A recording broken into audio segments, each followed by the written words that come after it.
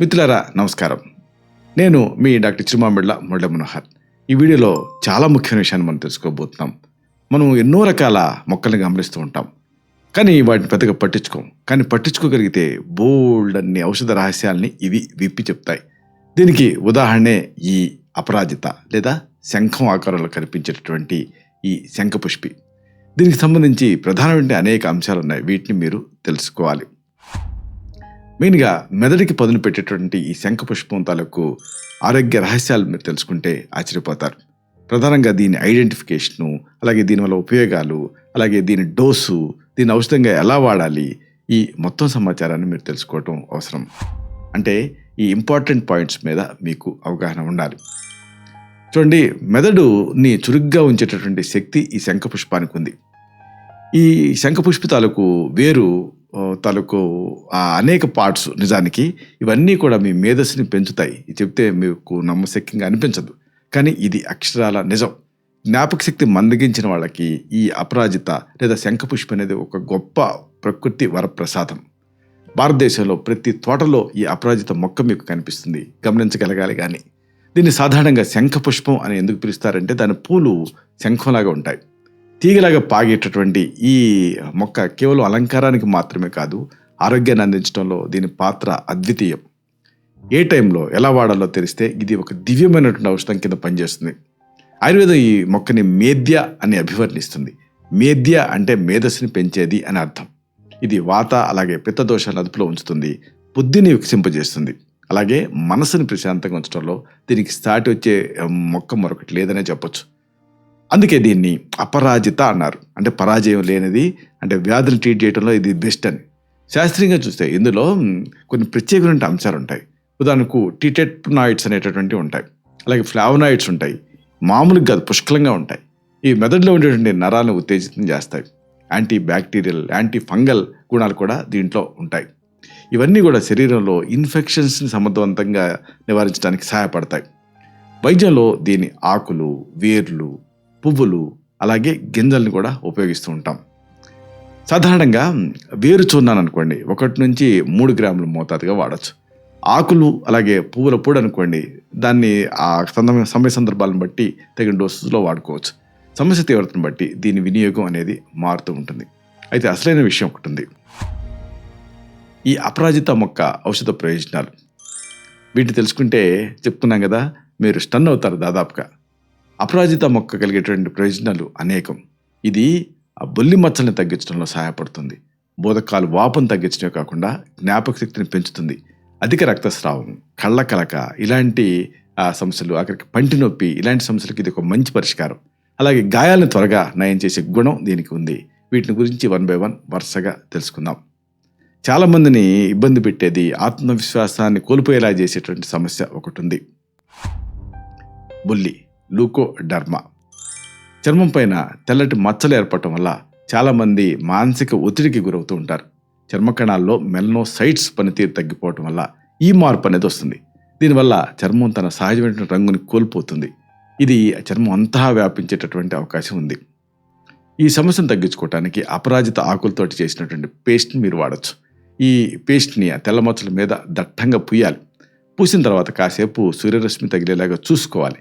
కనీసం 1 నెల పాటు ఇలా క్రమం తప్పకుండా చేస్తే చర్మ కణాలు తిరిగి రీజ్యువనేట్ అవుతాయి, ఉత్తేజితం అవుతాయి. అలాగే ఇంకొక సమస్య ఒకటి ఉంది. దీనికి ట్రీట్మెంట్ లేదేమో అని అనుకుంటూ ఉంటారు చాలామంది. ఇదే బోధకాల తాలూకు వాపు, ఈ ఫైలేరియల్ స్వెల్లింగ్.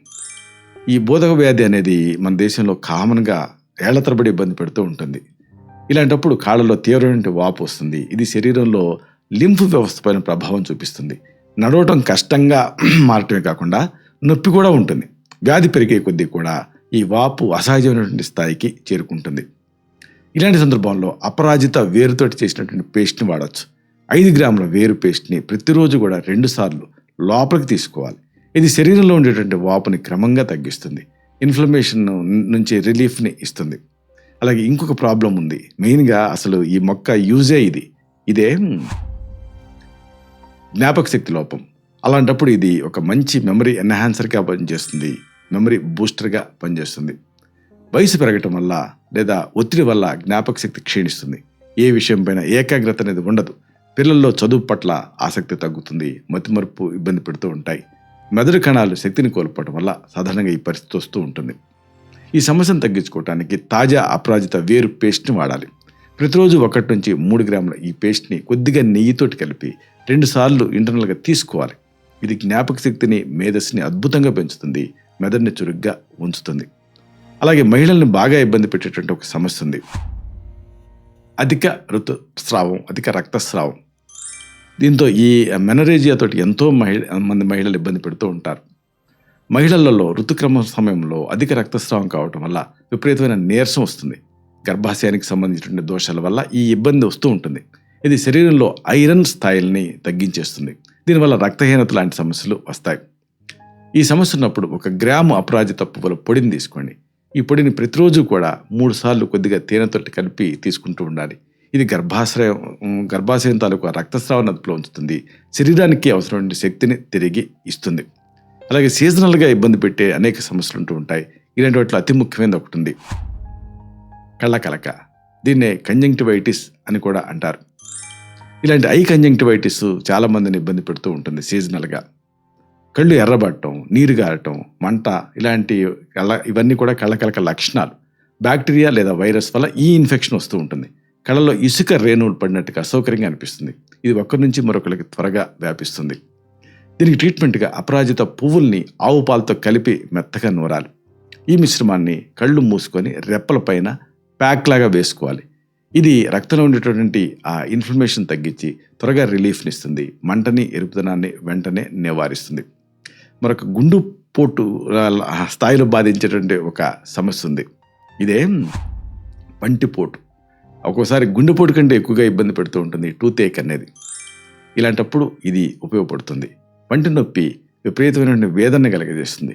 చిగుళ్ళలో ఇన్ఫ్లమేషన్ లేదా పిప్పి పన్ను వల్ల ఈ సమస్య వస్తూ ఉంటుంది.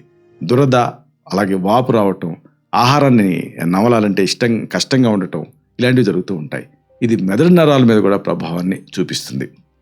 ఈ సమస్యను తగ్గించుకోవడానికి అపరాజిత వేరుని కొద్దిగా మిరియాల పొడితోటి కలిపి నోట్లో ఉంచుకోవాలి. ఈ రసం ఆ పంటికి తగిలేలాగా చూసుకుంటూ ఉండాలి. ఇది పంటి నొప్పిని వెంటనే తగ్గిస్తుంది. నోట్లో ఉండేటటువంటి హానికర బ్యాక్టీరియాని కూడా ఇది మానేలాగా చేస్తుంది, తగ్గించేస్తుంది. అలాగే మరొక మెడికల్ ఎమర్జెన్సీ ఉంది, గాయాలు. ఇలాంటప్పుడు ఈ వూండ్స్కి కూడా ఇది ఉపయోగపడుతుంది. చర్మం పైన ఏదైనా కట్ అయిందనుకోండి, లేదా గాయాలైనాయి అనుకోండి, అప్పుడు ఇన్ఫెక్షన్స్ సోకే అవకాశం ఉంటుంది. త్వరగా మానని గాయాలను ఇబ్బందిని కలగజేస్తూ ఉంటాయి. బ్యాక్టీరియా చేరిందనుకోండి, చీము పట్టడం, నొప్పి పెరగటం, ఇలాంటివి జరుగుతాయి. చర్మకణాల పునరుత్పత్తి మందగించినప్పుడు గాయాలు నెమ్మదిగా మాంతాయి. ఇలాంటప్పుడు ఈ అపరాజిత ఆకులతో చేసినటువంటి మెత్తటి పేస్ట్ని గాయాలపైన అప్లై చేయాలి.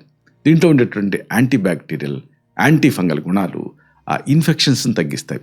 ఇది గాయాన్ని శుద్ధి చేసి చర్మం త్వరగా నయం అవటానికి సహాయపడుతుంది.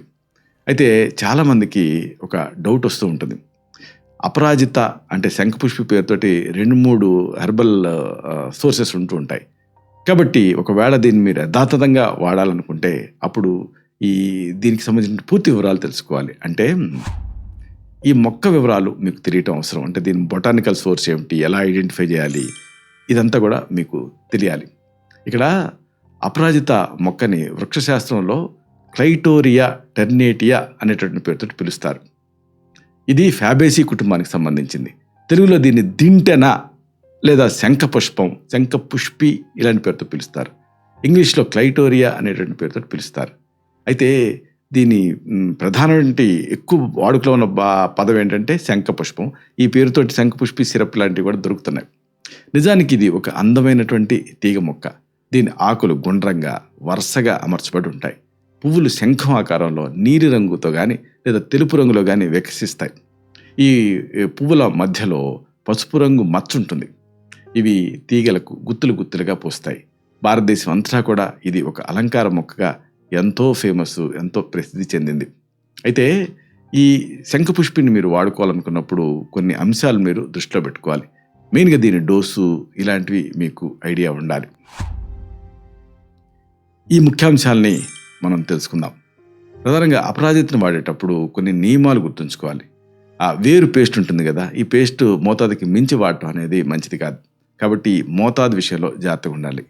అతిగా తీసుకుంటే వాంతులు అయ్యేటువంటి అవకాశం ఉంటుంది. అలాగే గర్భిణీలు, పాలిచ్చే తల్లులు దీని వినియోగం విషయంలో కొంచెం జాగ్రత్తగా ఉండాలి, వైద్య సలహా తీసుకోవాలి. ఈ మొక్కను ఔషధంగా వాడేటప్పుడు తాజాగా సేకరించిన భాగాలనే ఉపయోగించాలి. ఈ మొక్కకు ఆధ్యాత్మిక ప్రాముఖ్యత కూడా ఉంది. దీని పువ్వుల్ని దుర్గ పూజలో అలాగే శివుడి పూజలో విశేషంగా వాడతారు.